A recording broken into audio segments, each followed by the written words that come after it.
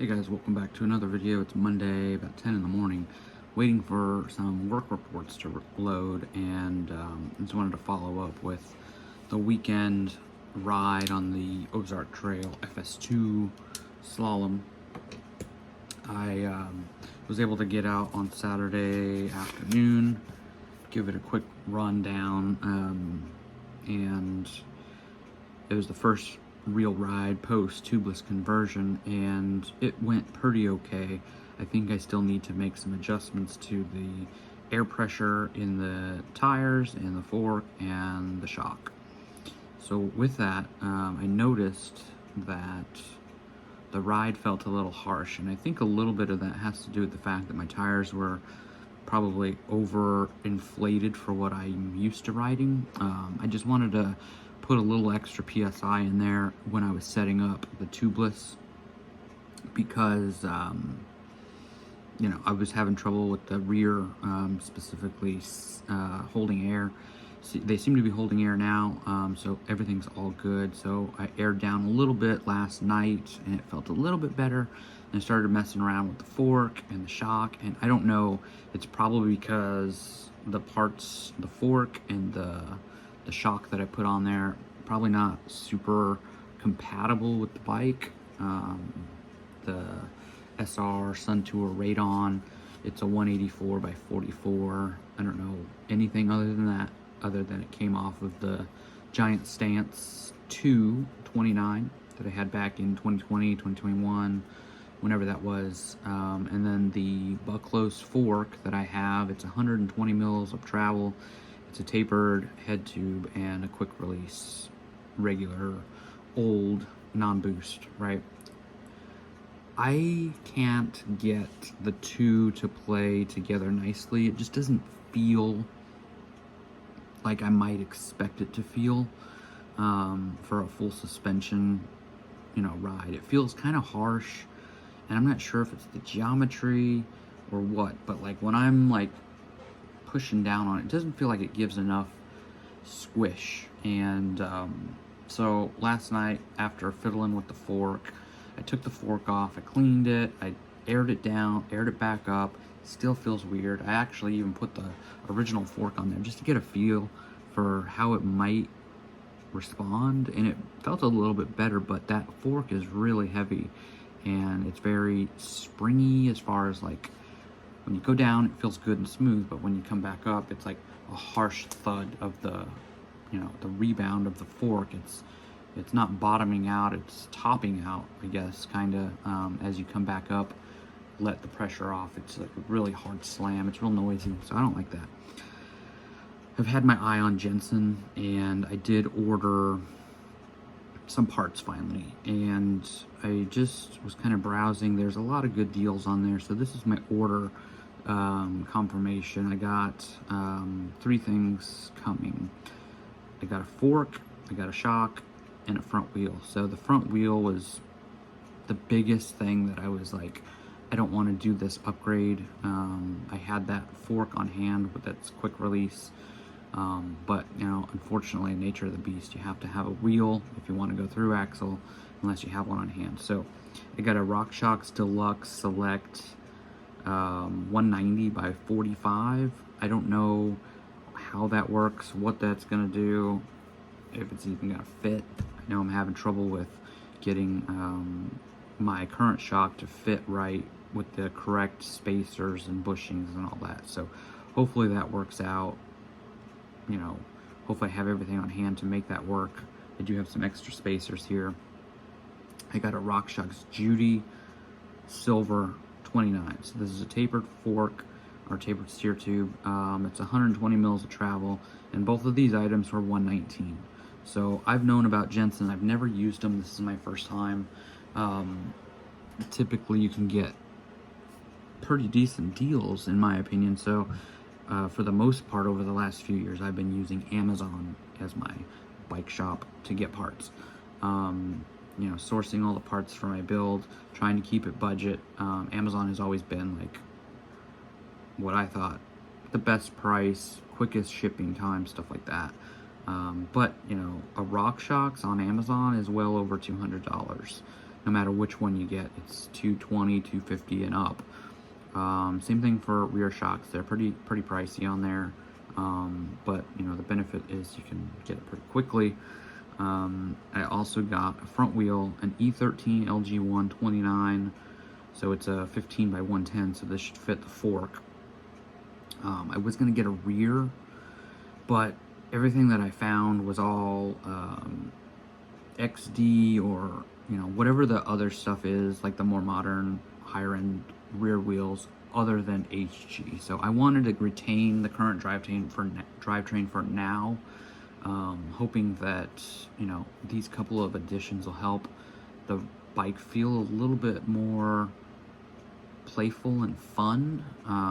You know, I think that my weakest point right now is the suspension, full front and rear. You know, getting a pair of RockShox front and rear, I think will really help balance the bike, get me to be able to dial it in more.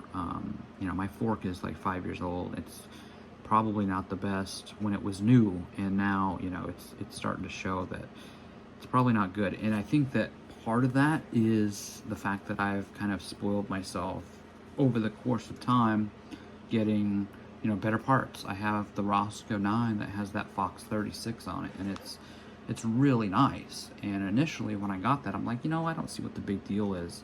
It was coming from the Marlin with the RockShox.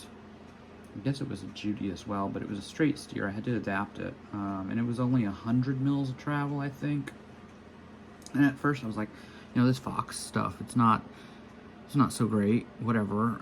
But now after riding it for the last year and then getting on another SR Suntour stock coil fork and then trading it out for the Bucklows, I really do see the benefit of, you know, the higher end components. And hopefully, like I said, this will help keep the bike fun for me. It was fun to build it up. It was fun to get it, the excitement of, you know, a new budget friendly bike that you can get for $448, and then upgrade as you go. Now, by the time this is all said and done, once I do these things, I'll be in it by about $800. Say, oh, it's not worth it, you know, just get yourself a better bike. Okay, yeah, I agree with that, but you know, some people don't have the means to do that right off the bat, and then find out after your first or second ride that, hey, this still doesn't feel good. I'm still gonna have to put some money into it. I'm gonna want to upgrade, you know, the wheels or the fork or whatever it is. Every bike that you get, you're gonna find something wrong with it. Unless you're doing a full custom build from the ground up, you're picking every part, every component. You're gonna have to change stuff. So I'm still ahead of the game. We'll see how these things do. They should be here at some point tomorrow. I did opt for overnight shipping. Got it last night, Sunday night. So probably overnight's gonna mean overnight tonight. I'll get it tomorrow, so Tuesday. And we'll do quick install videos of that and first impressions, see how it goes. We did get a lot of weather overnight, so the trails are back to red. So it'll probably be another week or two before we can get out to the dirt. But we will be able to test it out here in the yard. We'll see what we get in the next day or two, and I'll be sure to share that with you guys. All right, so I'm gonna try to show you here real quick. I just searched in, because it doesn't show an image on my email, it just shows the line items of what I got. So it's the RockShox Deluxe OE 190. So it's not one with a piggyback. So now I'm gonna have a hard time finding it. I don't remember what I searched up. It was probably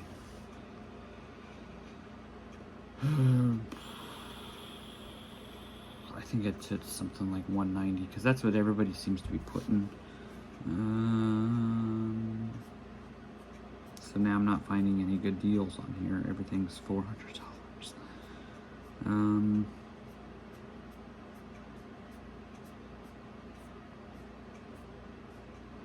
And clearly I didn't create an account, so I don't know.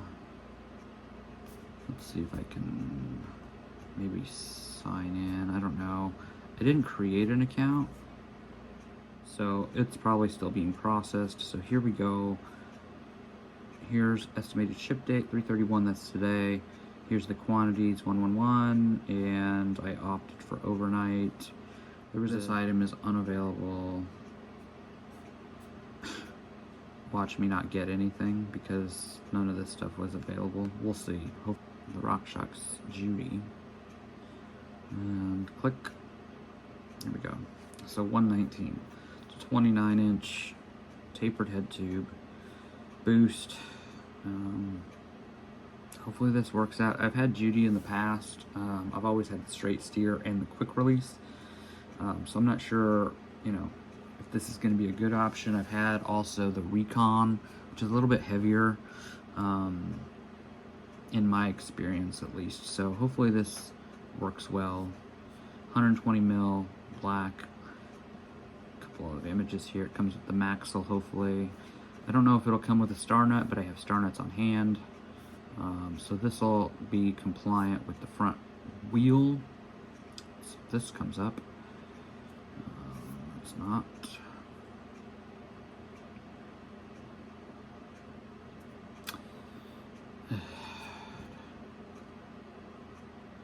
Here we go. 138 for front wheel.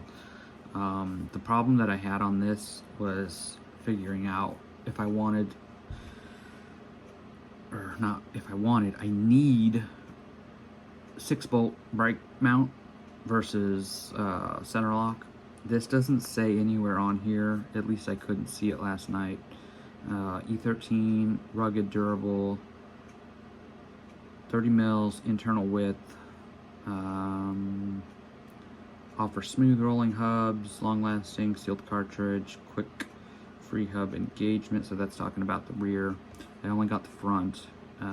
No packaging, alloy hubs, sealed cartridge, 30 mils. So it doesn't say on here. It just says the 28 hole, the width of the inner Presta type, or valve type Presta, tubeless yes, and 110 by 15. Doesn't say anything about the brake mount option. So I'm hoping it's a 6-bolt. If it's center lock, I'm gonna have to get a new brake, or a new disc. So that's gonna be, and there's only this one image, and it's showing the non-drive, or the drive side, not the non-drive side where the brake would be. So I would assume it's gonna be a 6-bolt. I'll bet you, I'll be very mad because it's gonna be a center lock. So anyway, that's gonna be it for this one for real this time. Thanks for watching. I'll see you on the next one.